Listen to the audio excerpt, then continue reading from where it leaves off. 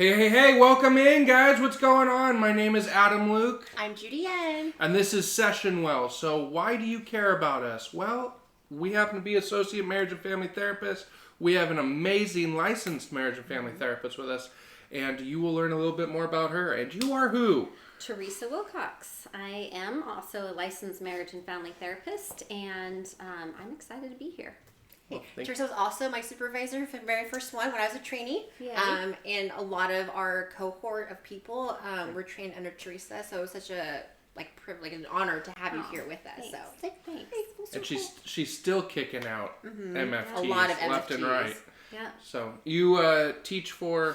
So Hope International University, I'm an assistant professor there, so I teach them classes. I work in the clinic supervising trainees. So when students start out and they want to start getting hours like you guys did a long time ago, or not so long ago, one of the sites that they can choose is our clinic on campus. So when they choose that, then they get one of two supervisors. I'm one of them, and then we roll for a year. So it's really a privilege to watch people grow like Judy. So it's been awesome. Hopefully more than just Judy. Yeah, more than just me. There's so many people. Teresa has a lot of fans. Yeah. But it is a privilege. Yeah. Now, you also have a private practice. I do. So I have a private practice in Huntington Beach. I've been there since 2006. Wow. So I stopped doing math. I just say 2006. Yes. It's easier. And before that, I kind of was all over getting hours, doing, just working in different types of sites. So it just kind of happened that, went into private practice after I got licensed, and I've been there ever since. So it's great, it's flexible, and it's a lot of fun. I get to see a wide variety of people. So between the university and then my private practice, that keeps me pretty busy. So the reason why we have SessionWell is to bring together a community of people, whether you're licensed, you're pre-licensed, whether you're just regular everyday folk. And so that was one reason why we chose you to be on this with us, is because you really embody that. And you've always been very honest about and authentic about the fact that life is life, and it takes and it's painful, but it's also joyful, and it's a whole process. So thank you for being here. It's my pleasure. I'm excited. So what was awesome about it, guys, is the three of us were texting, Teresa, Judy, and I, and what are we going to talk about? Because Teresa has a phenomenal background. So we will get to EMDR in this podcast at some time. Absolutely, yeah. But we were also talking about what's going on right now in lives, right? And it's going to be December next week. Or it's actually not... A few days. Okay, yeah, 2 sorry. days. Yeah. 2 days. Oh, goodness. Exciting. The trauma's already here. Already blacking out, right?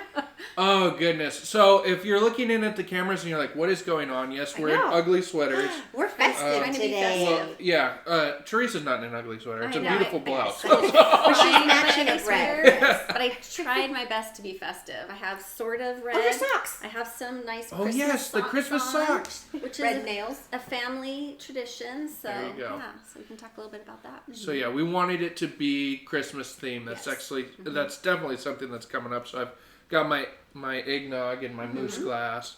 I have my pumpkin spice latte. Yes, I'm you going do. with peppermint mocha. That's Christmas. There we go. Well, we have a present for Yes, you. we We have wanted to gifts. give you a So present. awesome. So everyone listening on the podcast, we're giving her a black or a brown box. A box. Yeah, a brown box. Those are the That's gifts we awesome. give to our guests. Yeah, we're waiting for Sweet. promotional. My first Christmas present this year. Oh, yay. Oh, yes.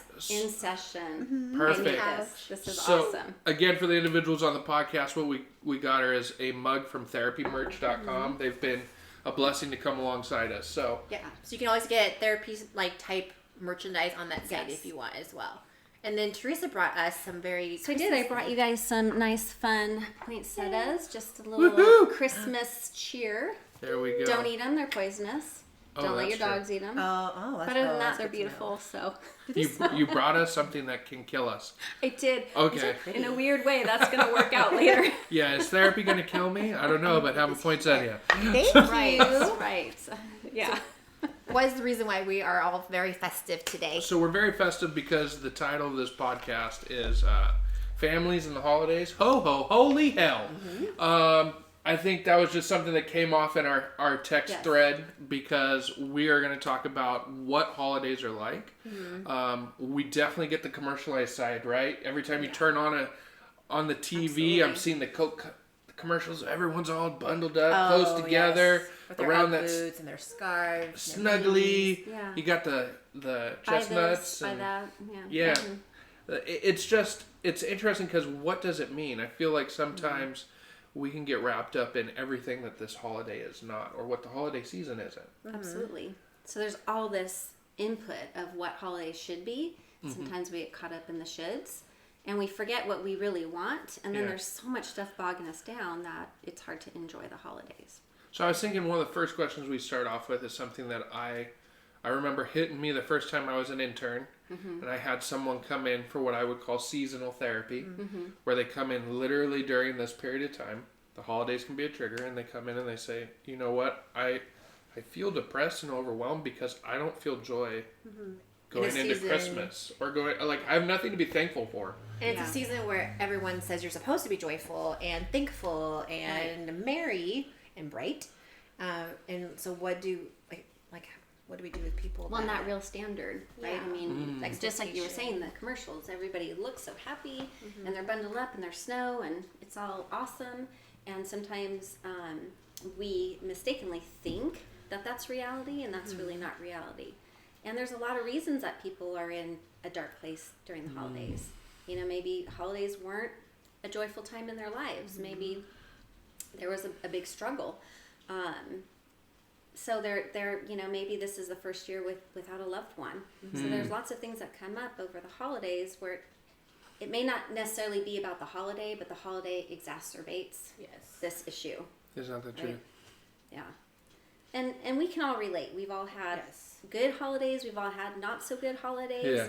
And sometimes, you know, it is really just kind of dealing with some old baggage that's really getting in the way of us feeling joy.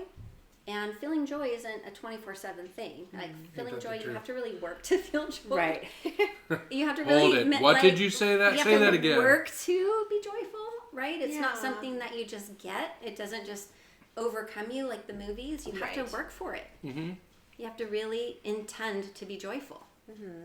So what I'm also hearing from you is it's okay if I'm feeling kind of bummed out during this season. Absolutely. You'll be like everybody else. Yeah. Exactly. But we don't talk about that, No. right? No. Or I loved how you brought up the fact that there is actually a justification for how I feel, but sometimes we're not willing to validate that in the other person.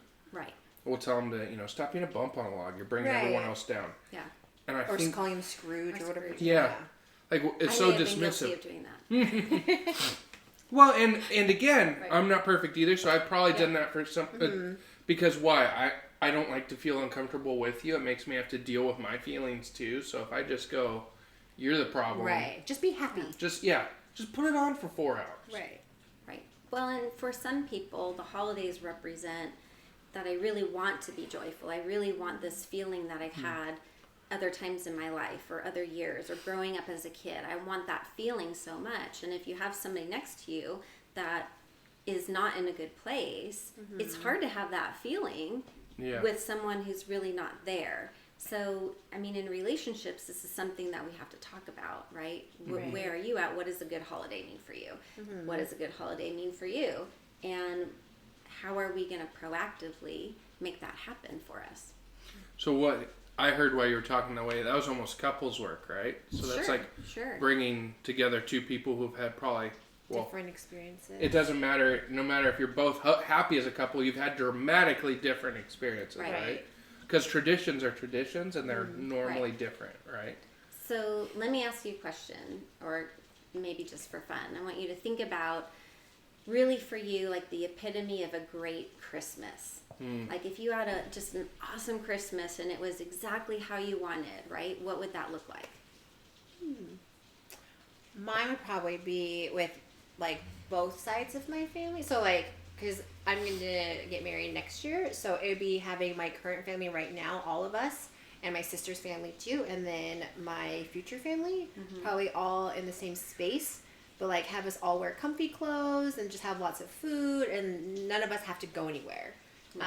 And it could just be like very leisurely, and we can all kind of do our own thing and just kind of like hang out, like more relaxed and not busy or like, like all the hustle and bustle, but just a very relaxed. We're just kind of all hanging out and just eating a lot of food. Okay. What about for you, Adam?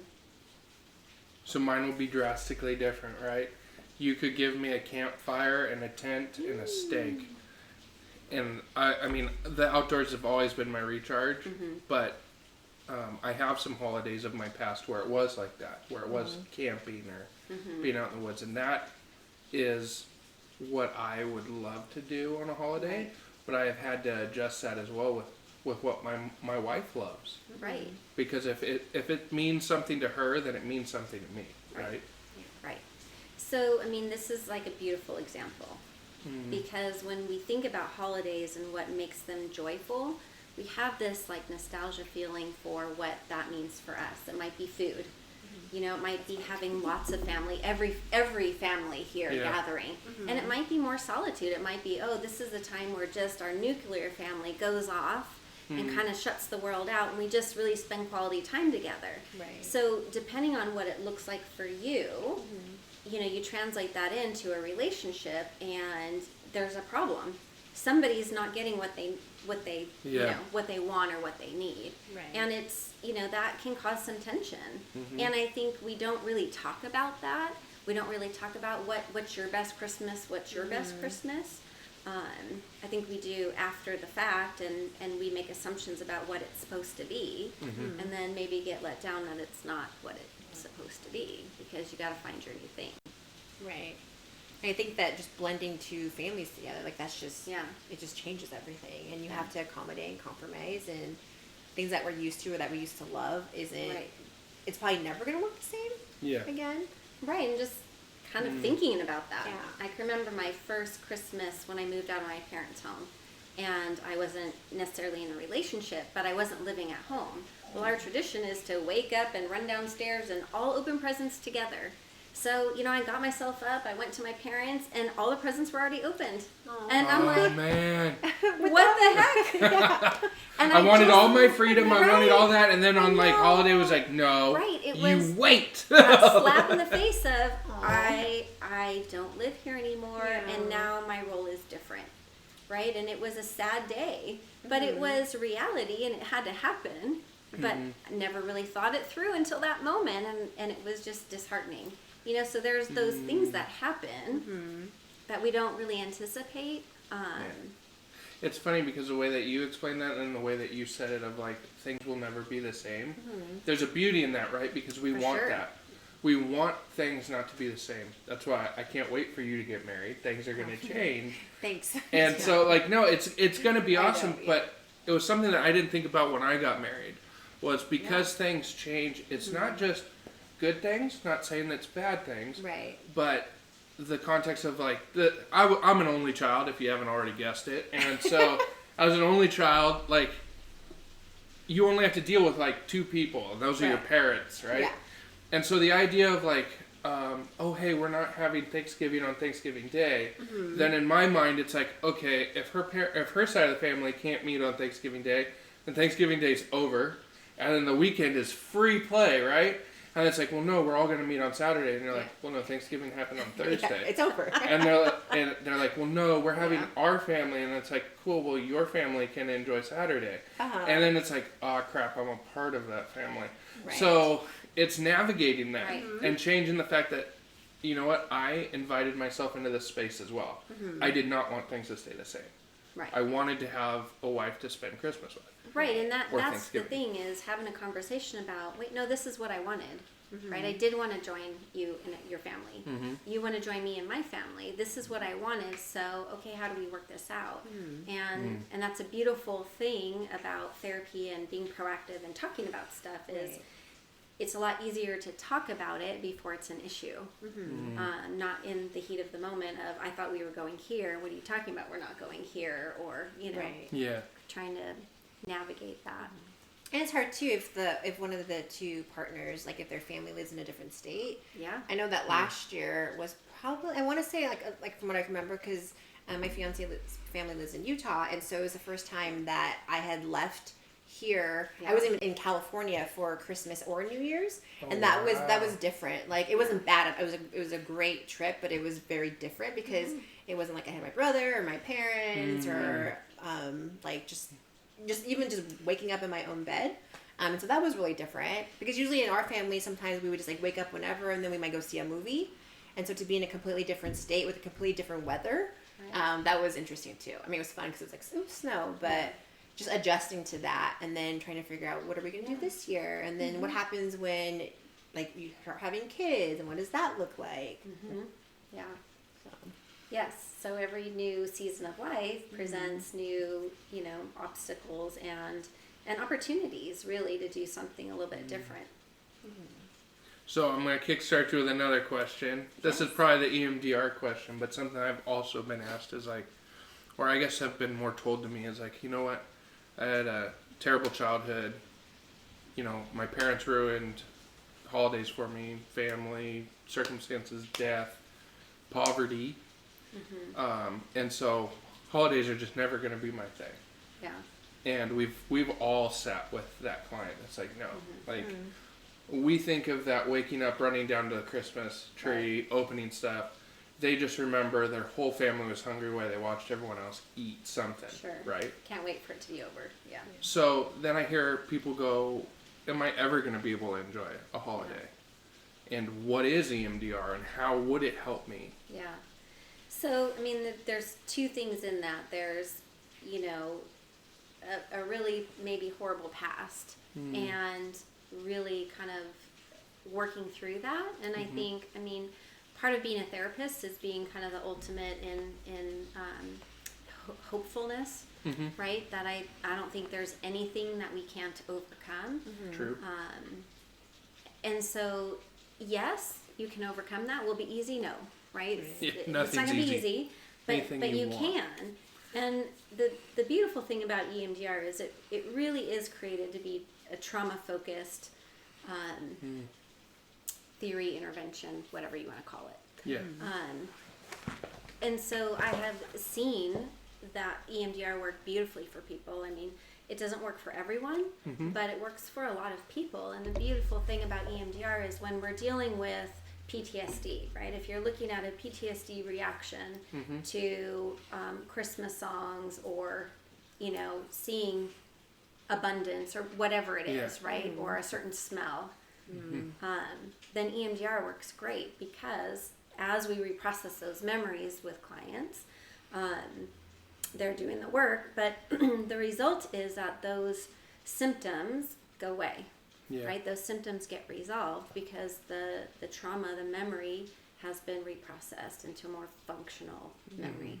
So it's really exciting because it does work and it works relatively fast, but it does take more than one session. So people call like, okay, can we do it right now? Well, there's a little bit of work we have to do to get up to that. So, you do need to give yourself a little bit of time, to get started in EMDR, but it does work tremendously fast. I mean, I'm amazed. Have you noticed an increase of using that form of therapy during the holidays? I haven't really noticed that in my private practice, but I have noticed that every year I get more and more people looking into EMDR and trauma-focused therapy. I think people are starting to hear about it now and starting to realize that it's not a fad. Right. It's not like just the new kind of trick. Yeah. So more and more people are jumping on board and say, yes, that sounds awesome. I want that. And it really is, compared to some of the other treatments, it's a little bit easier to stomach, right? We don't have to desensitize you necessarily, right? I mean, so it's a little bit easier to kind of walk through that path of healing because you don't have to relive every experience. Yeah. So for you that are listening to us talk, I know that I have done the basic training, Judy's done the basic training, and you've also completed that. And so really looking at EMDR, the other thing going off of what you said is the fact that the client's in control the whole time. Absolutely. Yeah. So, and I'm certified EMDR. So that's what I wanted to know. I didn't want to I was like, I'm pretty sure she's certified. Yeah, I went through the whole thing. And you really do want to know, there are people who say they're doing EMDR that aren't actually trained. They just picked up the book and did it. So you do want to ask around, like, where did you do your training? Are you, have you been trained, certified? Yeah. Those are good questions to ask. And then, I forgot your question. I think I forgot my question too. Oh my God. I'm like, usually nobody pick that up. Okay, What so oops. back into the fact that the client's in control. Oh, yes. So you are totally in control, right? So if I'm coming to therapy for a trauma, I'm in control of how much I tell you. I'm in control of, I can stop at any time. So it really is. It's not an easy process, but No, not at but all. you're in control of the process. And if it gets overwhelming, we can stop and we can do some grounding and kind of get you back to a good place. So. And just speaking It's on nice on that is the fact that, again, you want to lay foundation with your therapist. I would advocate for all of you to really develop rapport in which you can trust that person. Absolutely. Because while you are in the process of EMDR, you do have control, but you also, it's always great to have that other person who can check you. Oh, And so, right. like, when I've been working with clients, and you can, again, sometimes, and I think this is just Americans. We're all like, we can do it. And it's not like that with trauma. Because you can get into a trauma that you are not ready and prepared for. Right. It's why that you do scaling and you try to find out where it sits in the SUDs and, resourcing. And so again, you don't want to just meet someone off of Psychology Today, sit down for the first time and hammer in. Right. Well, and needs to be like somebody history who has and been thing. trained isn't going to do that. Yes. So one of the things that you're talking about is just developing a relationship and having confidence in your therapist. And that takes some time. It takes some time to build that relationship. And that's where change happens. Even in EMDR, it's all about relationships, right? That's HIU's kind of tagline. It's all about relationships. Things happen in relationships. They don't happen with just casual acquaintance. So, I'm just, again, I'm thinking of EMDR, I'm thinking of the holidays. What would you tell a person that says, well, I really want to process a trauma that's related to the holidays? Or going to see, like, maybe going to meet family that has a lot of things. Right. There's a lot of So trauma that's related with basic family, but there's the expectation, the obligation to be Right. in family or like with Absolutely. family. Like And that's not unusual. I mean, we typically think that if there's been any kind of abuse or trauma in a family, that then kids grow up and they stay away, and that's not really how it happens. Family is family, and oftentimes we don't really talk about our skeletons in the closet, and yet we're still going and we're still doing the family thing, press right? it on your face, and just Right, go but through those and that's the struggle for a lot of people. So I would say EMDR really might be very helpful in helping you kind of work through your past. I mean, the thing about EMDR is that, and the goal is that with trauma, your past is influencing your today, and you can't control when you have a flashback, right? Yep. So your past is dictating what's happening right now, and it's predicting your future because you can't get out of your past. Yeah. So really, with EMDR, it's about healing your past so you can be in today, You can be and present. you're in charge of your future. So that's the beautiful thing is we're not saying, hey, don't ever go see your family again, but right. hey, how about we heal the past so that when you are with your family, you're in the present. You're not reliving the past, and that's what is exciting. So now, sort of switching away from EMDR, I think we had a great discussion before the camera sort of turned on. We touched a little bit on it, but like life development through the holidays, right? So we heard a little bit about Judy's last year, heard a little about me trying to learn, as a new married as well, trying to find out how we get this all to work. But then something that's also happened is I've sat with clients that said, you know what, holidays were fine, family was fine, but I have kids now, and that's bringing up a lot. Another for life me. transition. Sure. Like I don't know, do we start our own traditions? What I had incorporated in my childhood Christmas might not be what I want to put in my kids' Christmas. How do I navigate? Or competing expectations, right? Oh, from man. grandparents and everything Both else. sets of grandparents. And it is a navigation, right? There is not like a one size fits all. So it really is, I think, going back to what's most important to each partner and with their kids. What's most important? What do we want our kids to come out of their childhood with? Do we want them to come out of their childhood with holidays all about family? Do we want them to come out with holidays all about travel? Like, what do we want to instill in them? Because what you do is what you're going to get at the end. Exactly. And it's hard. I mean, it's hard competing with, lots of family or little family. And it's a work in progress. So you kind of talk about what you want. Yeah. Try it and then reevaluate. Just because you do something one year doesn't mean you have to do it every year. Right. Reevaluate. Is that working? Do what's working. Don't do what's not working. Yeah. Right?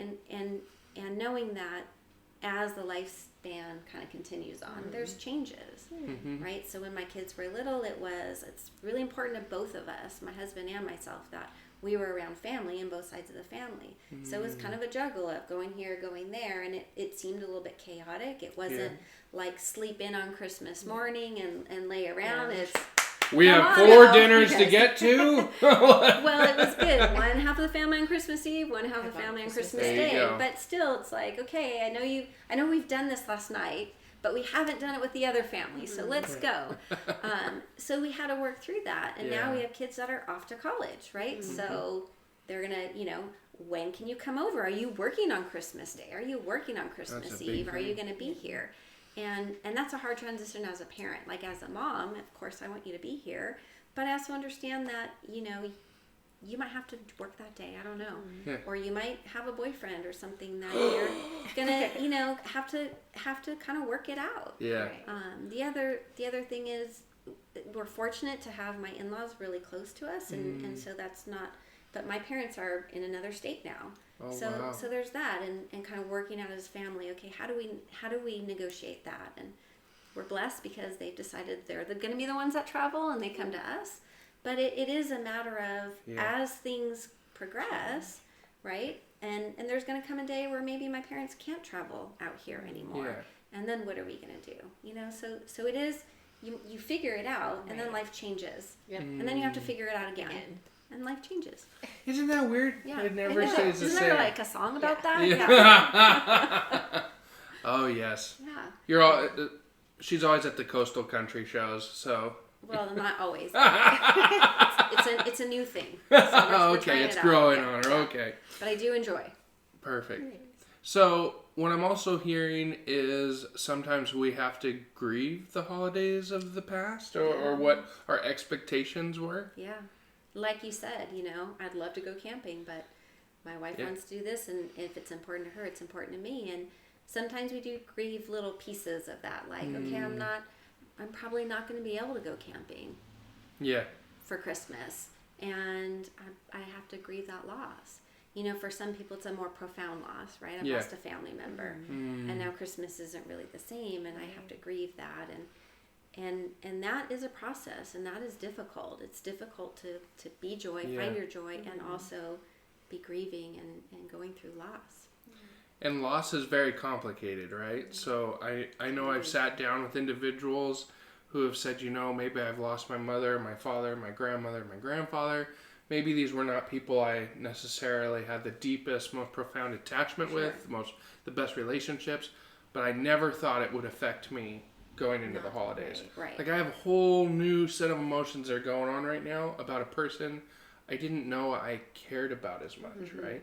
Or maybe I didn't even like. Yeah, or it could be a divorce. It doesn't even have to be like a physical. It could be just a separation, even though maybe the divorce was needed, but just not having another person to share that with can be really difficult for a lot of people too. Or then being the kids and not having both parents there anymore and doing what they've always been doing.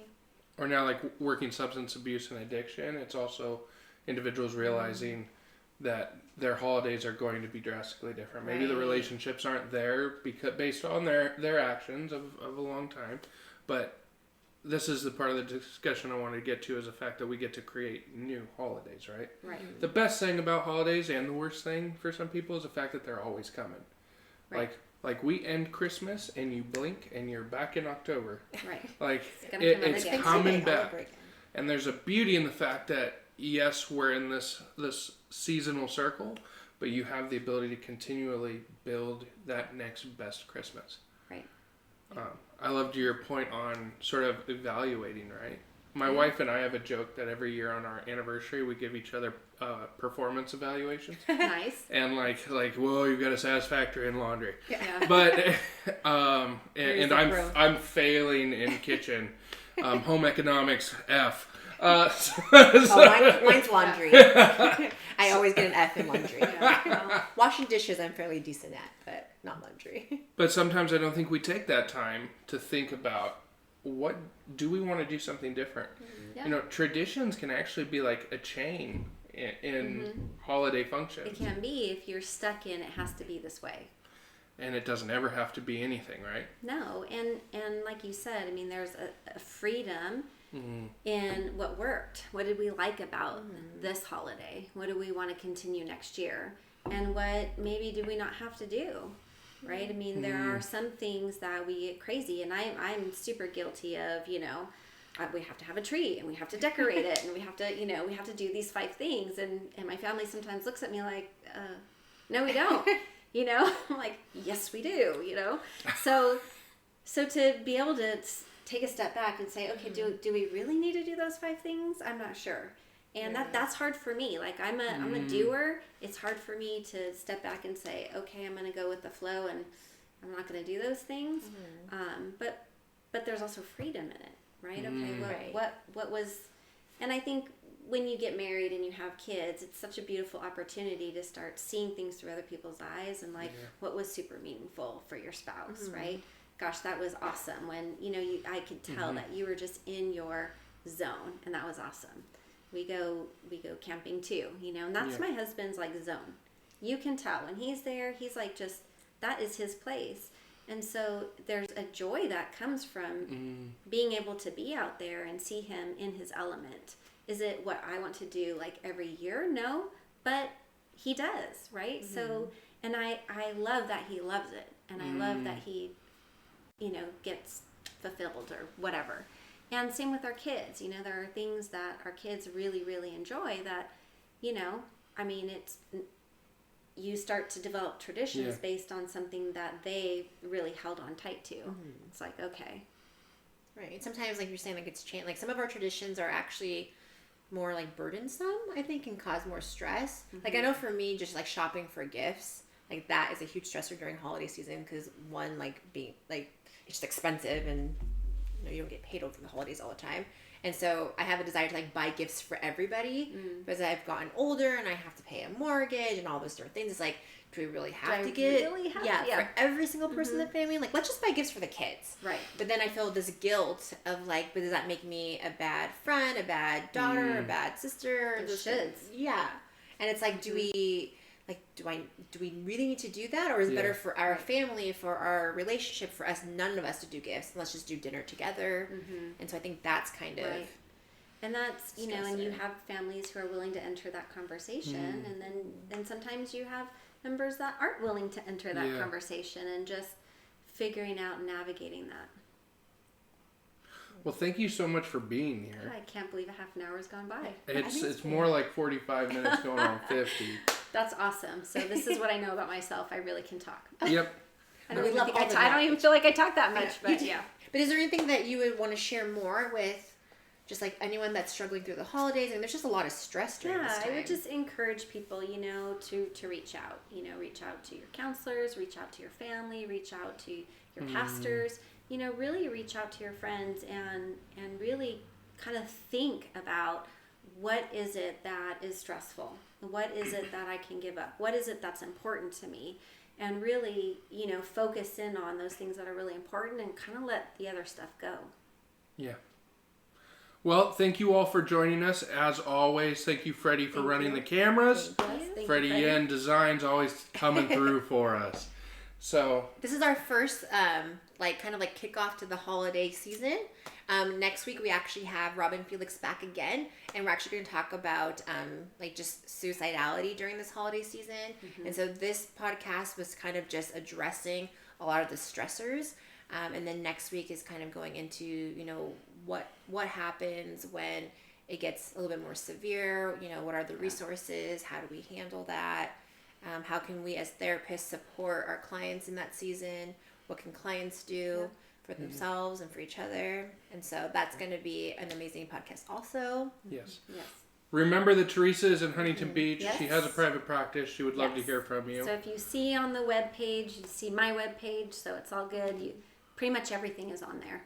Perfect. She has a beautiful website. Yes, that a student, former student, And former trainee. and former trainee designed for me. So it's like it's perfect circle of love. Isn't that the circle of life? Yes. Got to bring Lion King into all of Yeah. these. Yep. All right. Well, thank you guys for everything. Thank We you. appreciate you always tuning in, either driving by car, listening to us on your radio, or seeing us on YouTube Live. Thank you for following us all over. You guys have a wonderful week.